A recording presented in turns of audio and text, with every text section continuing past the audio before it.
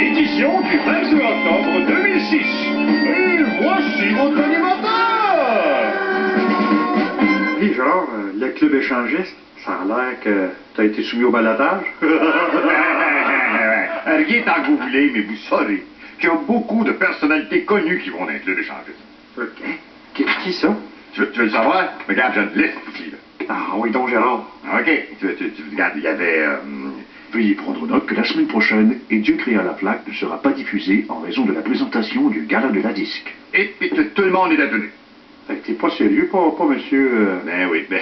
C'est toute une pièce d'homme, hein? Ouf.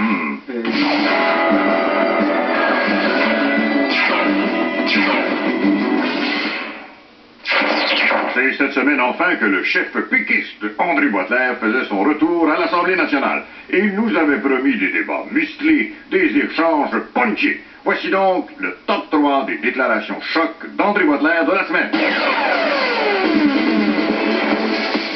Numéro 3. Et je crois, Monsieur le Président, que les Québécoises et Québécois doivent enfin et sans nuance joindre leur voix au concert des nations. Numéro 2. Et je crois, Monsieur le Président, que les Québécoises et Québécois sont prêts à puiser abondamment dans le coffre à outils de nos aspirations collectives. Numéro 1. Économie. Les fermetures de scieries continuent de se multiplier, jetant des milliers de travailleurs mécontents à la rue. Pour se renflouer, l'industrie forestière a décidé de se lancer dans le cinéma. Voici d'ailleurs l'affiche de son premier film mettant en vedette Richard Desjardins. Le métro de Montréal fête ses 40 ans. Voyons, le viaduc qui est tombé il y a 3 semaines, il avait quel âge? 30 ans. 30 ans. Eh bien, bon, compte tenu de leurs résultats décevants, le Parti vert et Québec solidaire songeraient à se fusionner. Deviendrait alors le Parti vert solidaire. Joke! On s'attend déjà à de violentes querelles intestines. Je comprends pas, voyons. Ben là...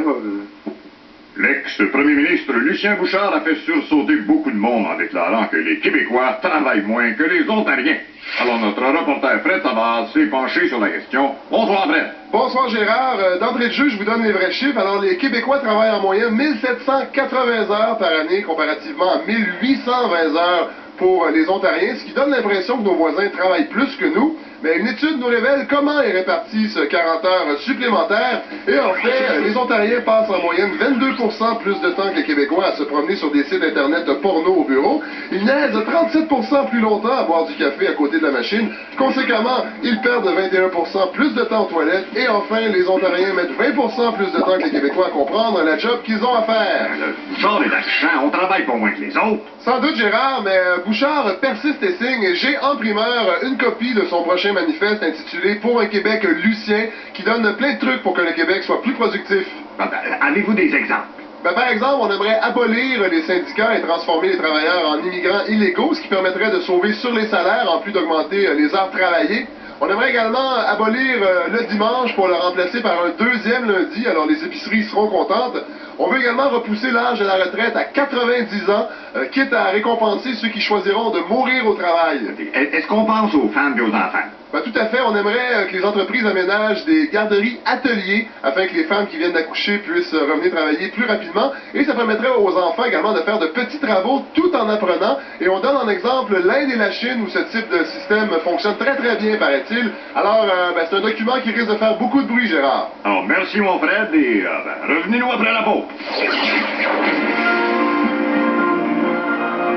Restant de beaux dimanches. Ben oui, mais découragez-vous pas. Voyons donc aller empoigner d'autres jobs, Doc Mayou.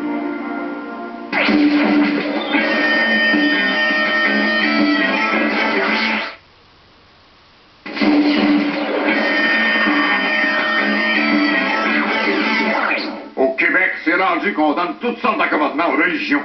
Des locaux de prière, des kirpans à l'école, des turbans sur les chantiers de construction. Et ça va faire, là. Bonsoir, Monsieur Laflaque. Hey, maître Bertrand, qu'est-ce que vous faites ici? Je vous ai même pas invité. Non, mais je vous ai entendu parler d'accommodement raisonnable. Or, il s'adonne que je suis spécialiste en la matière.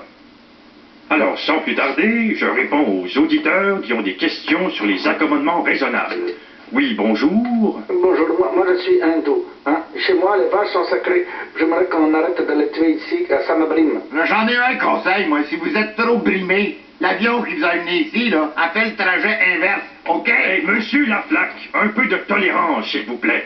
La vache, c'est leur Dieu. Oui, mais là... Non, aimeriez-vous ça, vous, qu'on vende du petit Jésus haché? Hey, on va pas commencer à s'agenouiller devant le steak haché à l'épicerie juste pour leur faire plaisir. Certainement. Caméra 2, et j'entends poursuivre les producteurs de vaches et les abattoirs du Canada. La 1. Et on va demander une injonction contre le pain de viande. Appelez-moi au bureau demain, monsieur. Vous êtes ma priorité. Un autre appel. Bonsoir, maître. Moi, je suis musulmane et je dois renouveler mon passeport. Pensez-vous que je peux garder ma burqa pour la photo? Mais non, madame... Bien sûr, madame. C'est votre droit fondamental. Pas d'accord. Intolérant. La 1 sur mon expression outrée. Raciste. Non, mais là, Non, plus un mot. Alors, qu'est-ce que je peux faire? Appelez-moi demain. Vous êtes ma priorité. Un autre appel. Oui?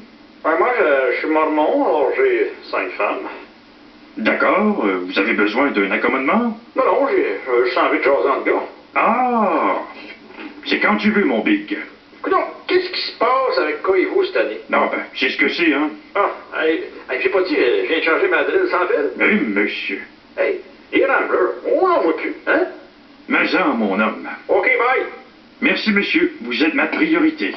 Au suivant. Oui?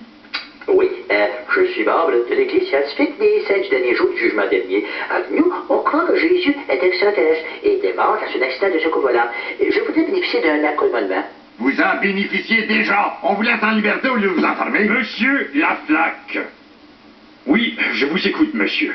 Merci. Alors, moi, vu que ma femme a commis le péché de regarder un homme avec un groupe sanguin différent du mien, j'aimerais pouvoir la lapider avec de la bouse de mouton lors de la prochaine pleine lune. Ah, mais c'est un droit tout à fait légitime. Appelez-moi au bureau demain matin. Vous êtes Ma priorité. Ben oui, on a juste le temps d'un dernier appel. Bonjour, moi, je suis catholique, et je me demandais si c'est possible de se procurer le trion en église pour le lire à la maison. Ah, quand même, faut pas exagérer, chose. Un tapis rouge avec ça. Hey, vous êtes pas tout seul sur la terre, monsieur le catholique. Non, mais c'est à cause de profiteurs comme vous que la population en a ras-le-bol d'entendre parler de religion. Vous me dégoûtez. Je quitte le plateau.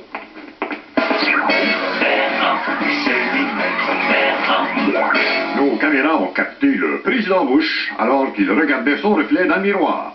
Place à la comédie.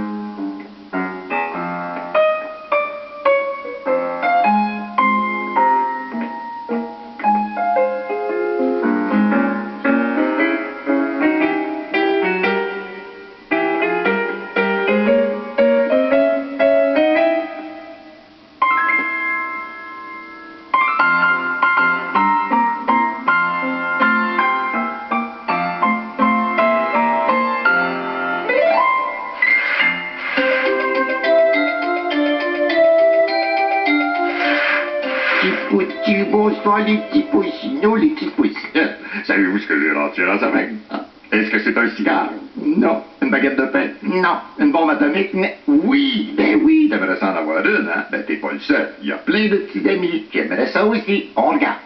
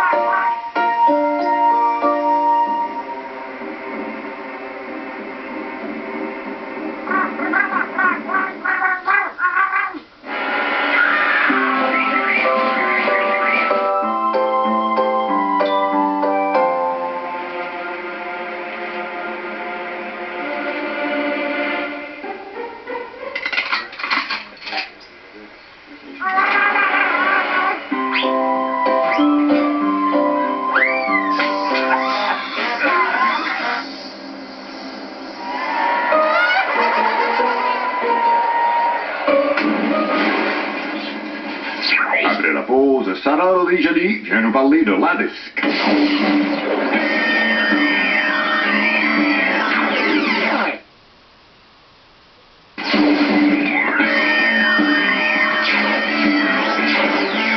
Dimanche prochain, c'est le gala de Ladisc et on reçoit Sarah Jolie pour nous en parler.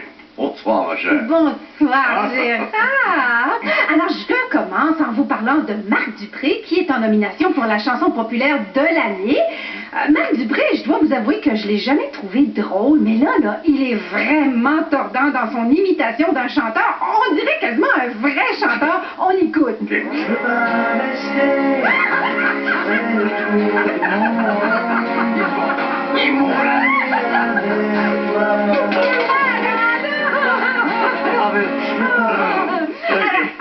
Ensuite, il y a l'album de Star Academy 2 qui obtient une nomination dans la catégorie meilleur vendeur. C'est un disque qui s'est vendu pas mal. Ah ben je comprends, Gérard. Et juste cet été, là, j'ai vu plein de monde qui le vendait dans les ventes de garage. Ah. Regarde ici, là, je suis surpris que Caroline Néron ne figure pas dans la catégorie Révélation de l'année. Ah ouais? Ben, je trouve qu'elle en a révélé pas mal sur sa pochette.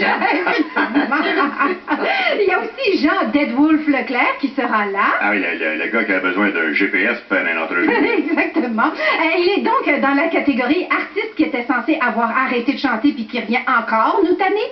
Il se retrouve en compétition contre Dan Bigra, Marjo et Lucien Francoeur. Lucien Francoeur, ça c'est le gars qui fait des chansons mais qui sait pas chanter. Ouais, comme Jacques Villeneuve. Ouais. Par ailleurs, il y a l'excellent groupe Caïn qui obtient 5 nominations. Ah ouais, Caïn. Tu mets pas ça dans le même show avec Richard Abel. Je la pogne pas. Oui, Caïn, Abel. Caïn a tué Abel. Ah, ben, j'ai pas lu ça dans le journal. Laissez faire. OK. Alors, il y a aussi Marie-Chantal Toupin qui a 2 nominations. Ah, avec elle, c'est vrai que ça vient toujours en paire.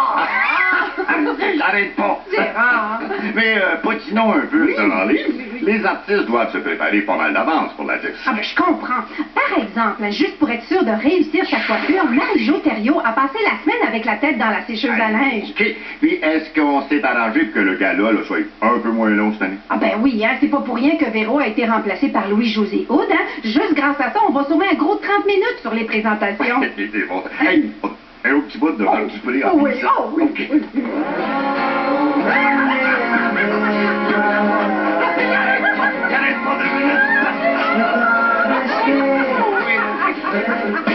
L'éditorial de la semaine, 100 ans et toute saison. De nos jours, la médecine ne cesse de faire des progrès extraordinaires. On trouve des remèdes pour pratiquement toutes les maladies et si la tendance se maintient, dans 25 ans, on dit que l'espérance de vie d'un être humain pourrait être de 100 ans. Aussi, j'aimerais dire à tous les chercheurs en médecine dans le monde entier, calmez-vous, bâtard, prenez un break, allez-vous au golf, n'importe quoi, mais laissez-nous encore une couple de petites maladies. Hey, une longévité de 100 ans, pensez-vous? Imaginez-vous, Éric Salvaille qui t'a jusqu'à 100 ans, on est déjà plus capable. Une longévité de 100 ans, ça implique aussi une 76e tournée d'adieu des Rolling Stones, une 33e visite de Brigitte Bardot sur la banquise, une 24e version des annonces de vie de vélo avec Édouard Carpentier. Avec une longévité de 100 ans, on va avoir bien trop de petits vieux. Ils vont tous manger nos morues. C'est les phoques, ça, Gérard, ça? Ah ouais, t'as raison, je les mélange tout le temps. Ah. Non, mais des petits vieux qui vivent jusqu'à 100 ans, ça n'a pas de bon sens. Les codes d'écoute de la boutique TVA vont bien péter les millions. Va falloir rajouter des bancs partout dans les centres d'achat. On va épuiser les jugements de Fantex. À part de ça, à 100 ans, là, au nombre de sucres à crème qu'ils vont avoir mangé dans leur vie, même les dentiers vont avoir des caries. Ah, mais le vrai problème est d'ordre économique. Parce que selon les prévisions, chaque travailleur dans 25 ans va devoir faire vivre 2 petits vieux. Toute notre économie va s'écrouler. Bien sûr, il y en a qui vont dire, j'ouvre les livres, les vieux qui servent à rien, on devrait tout mettre ça dans une poche avec une brique puis jeter ça dans la rivière. Eh bien, moi, je dis non. Le problème, c'est pas qu'il y a trop de vieux, c'est qu'il y a trop de vieux improductifs. C'est quoi l'idée de la retraite à 65 ans? On les fait travailler jusqu'à 90 ans. Il s'agit de leur trouver des jobs dans des affaires que les vieux sont bons. Hein? Prends, mettons, un vieillard de 82 ans qui fait du Parkinson de même, là. Tu l'envoies le shaker à peinture d'un Rona dépôt. Ou tu l'installes en arrière d'un bar. Tout ce qui s'appelle le pépine, tracteur, rouleau et asphalte. Tu fais conduire ça par des petits vieux. Ils sont bons là-dedans, eux autres, conduire à 10 km à l'heure. Ouais, mais Gérard, tu fais quoi avec les vieux finis, là, qui ont de la misère à se lever, qui ont plus de force, puis ils savent plus ce qu'ils font? Ben, c'est simple, t'en fais l'école bleue. Sur ce, merci, bonsoir, et restez là jusqu'à la semaine prochaine. Bon, bonne affaire de fête. Ah, j'espère que Georgette n'entendra pas, c'est elle qui vient chercher le jaune. Gérard, ah ouais, grouille! Hey, mais qu'est-ce que c'est fait, cette? Georgette ne peut pas venir, fait que c'est moi qui te donne un livre. Ben oui, vous n'avez même pas d'auto. Embarque! Hein? Ah ouais, Gérard, t'as pas peur d'un petit vieux volant? Comme ça, les petits vieux, ça sert à rien. Ouais, ben, hey, je sais pas ce que j'ai dit. Les petits vieux roulent pas vite. Non, mais faites attention, bon sang. Et nous, on va pas